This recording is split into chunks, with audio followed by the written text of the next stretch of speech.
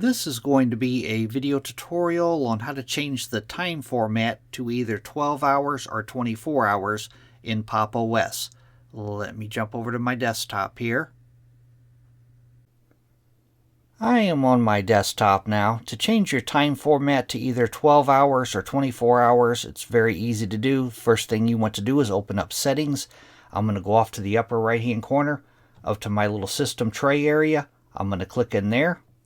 Then I'm going to go down to where it says Settings, and I'm going to click on Settings. Now in the little dialog box that opens up here, the pane off to the left hand side, you want to scroll all the way down toward the bottom, down to where you see it says Date and Time. Click on Date and Time. And then right up here, Time Format. As you can see, I have mine set to the 12-hour format, which is AM or PM. If you click the drop down, I can click mine to 24 hours. And now instead of being 7:06 p.m., it says 19:06.